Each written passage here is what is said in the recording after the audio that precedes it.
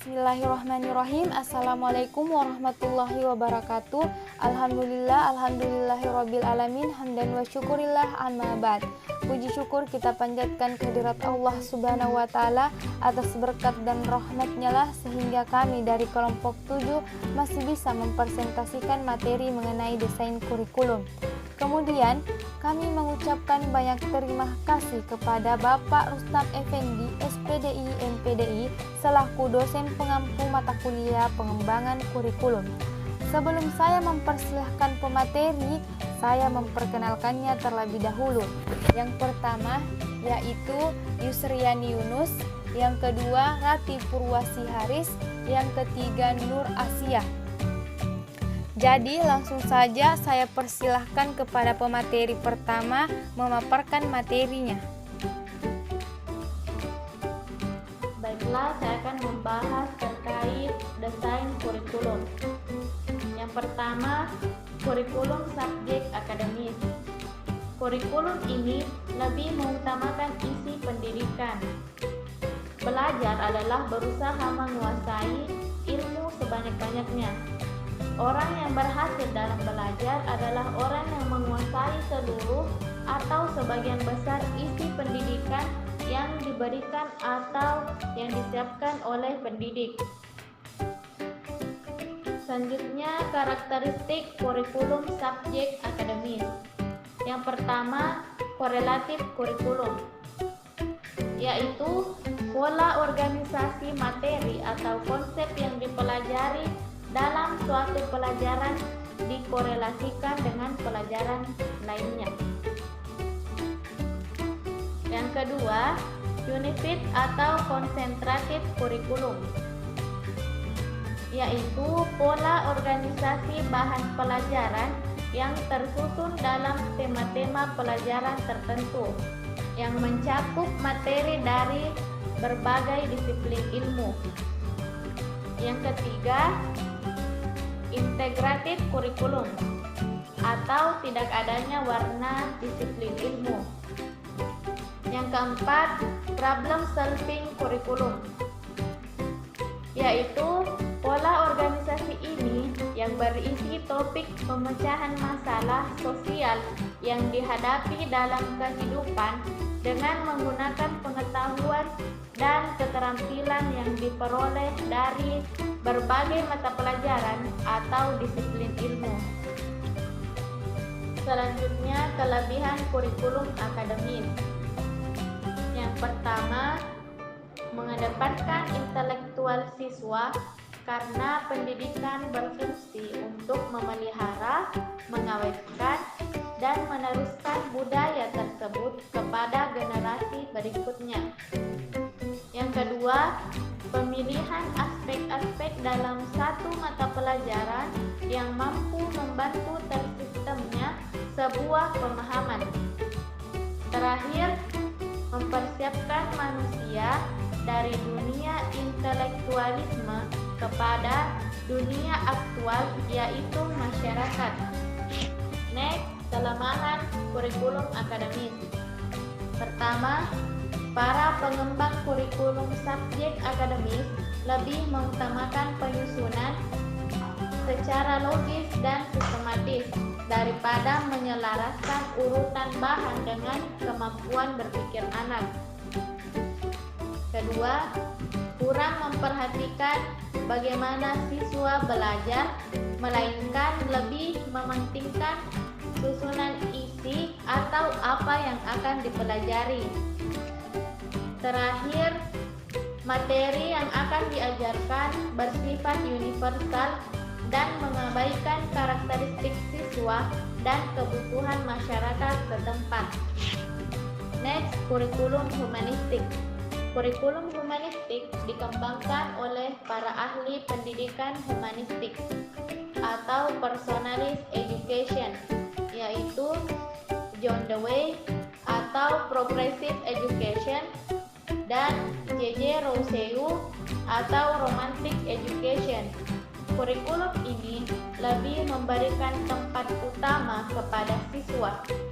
Mereka bertolak dari asumsi bahwa anak atau siswa adalah yang pertama dan utama dalam pendidikan. Ia adalah subjek yang menjadi pusat kegiatan pendidikan. Jadi baik, itu tadi materi pertama yang dibawakan oleh Saudari Rati Purwasi Haris. Jadi langsung saja kita lanjut kepada pemateri kedua, yaitu Nur Asia untuk memaparkan materinya. Saya persilahkan. Terima kasih atas kesempatan yang telah diberikan oleh moderator. Baiklah, saya akan melanjutkan pembahasan dari pemateri pertama, yaitu karakteristik kurikulum humanistik, yaitu 1. Adanya hubungan yang harmonis antara guru dan siswa untuk membangun suasana belajar yang baik. 2. Menyediakan pengalaman atau pengetahuan berharga untuk membantu memperlancar perkembangan pribadi murid. 3. Kurikulum humanistik menuntut hubungan emosional yang baik antara guru dengan murid. Model lebih mengutamakan proses daripada hasil. Kelebihan kurikulum humanistik, yaitu 1. Siswa merasa senang, bergairah, berinisiatif dalam belajar dan terjadi perubahan pola pikir, perilaku, dan sikap atas kemauan sendiri. 2. Bersifat pembentukan kepribadian, hati nurani, perubahan sikap, dan analisis terhadap fenomena sosial. 3. Siswa menjadi manusia yang bebas, tidak terkait oleh pendapat orang lain dan mengatur pribadinya sendiri secara bertanggung jawab tanpa mengurangi hak-hak orang lain atau melanggar aturan, norma, disiplin, atau etika yang berlaku. Kelemahan kurikulum humanistik, yaitu 1. Siswa yang tidak mau memahami potensi dirinya akan ketinggalan dalam proses belajar. 2. Siswa yang tidak aktif dan malas belajar akan merugikan diri sendiri dalam proses belajar. 3. Dalam teori ini, guru ialah sebagai fasilitator, maka kurang cocok menerapkan yang pola pikirnya kurang aktif atau pasif. 3. Kurikulum rekonstruksi sosial. Kurikulum ini lebih memusatkan perhatian pada problema-problema yang dihadapinya dalam masyarakat dan bersumber pada aliran pendidikan interaksional, bukan upaya sendiri, melainkan kegiatan bersama, interaksi kerjasama atau interaksi bukan hanya terjadi antara siswa dengan guru, tetapi juga antara siswa dengan siswa, siswa dengan orang-orang di lingkungannya, dan dengan sumber belajar lainnya. Karakteristik kurikulum rekonstruksi sosial, yaitu 1. Asumsi. 2. Masalah-masalah sosial yang mendesak. 3. Pola organisasi. Kelebihan kurikulum rekonstruksi sosial, yaitu 1. Kurikulum ini berorientasi ke masa depan yang memfokuskan pada panggilan pada sumber-sumber alam, kesejahteraan masyarakat, masalah air, dan lain-lain. 2.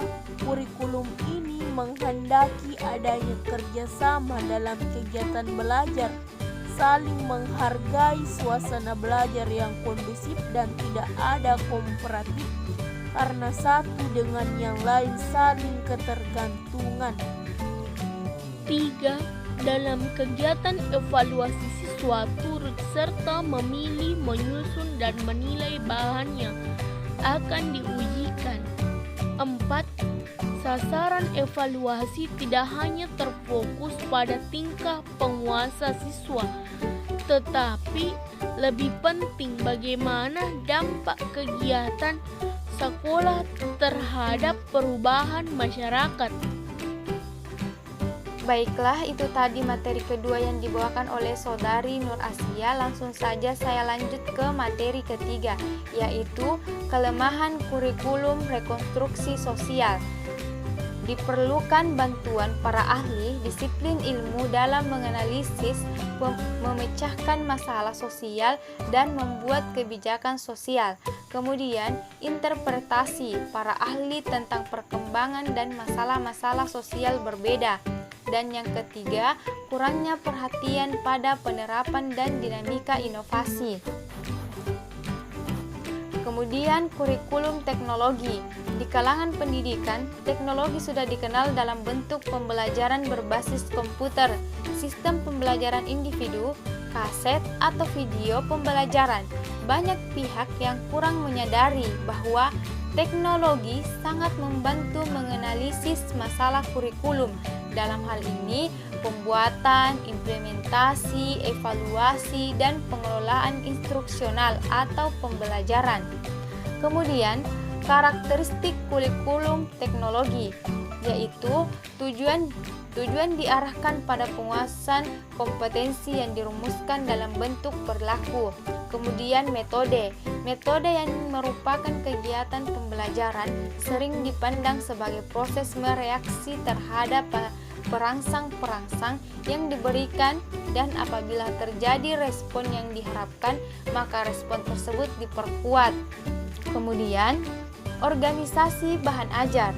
Bahan ajar atau isi kurikulum banyak diambil dari disiplin ilmu, tetapi telah diramu sedemikian rupa sehingga mendukung penguasaan suatu kompetensi. Kemudian evaluasi.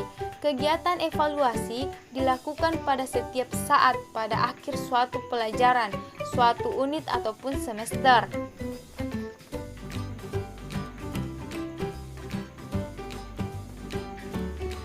Kemudian kelebihan kurikulum teknologi, yaitu program pengajaran teknologi sangat menekankan efisiensi dan efektivitas.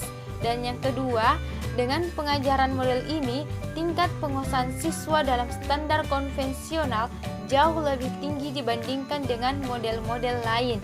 Adapun kelemahan kurikulum teknologi, yang pertama, model ini terbatas kemampuannya untuk mengajarkan bahan ajar yang kompleks atau membutuhkan penguasaan tinggi, analisis, dan evaluasi.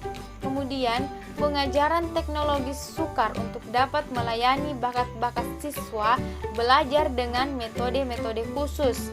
Dan yang terakhir, sulit mengembangkan domain efektif siswa. Nah, itu tadi materi mengenai desain kurikulum. Lebih dan kurangnya mohon dimaafkan. Assalamualaikum warahmatullahi wabarakatuh.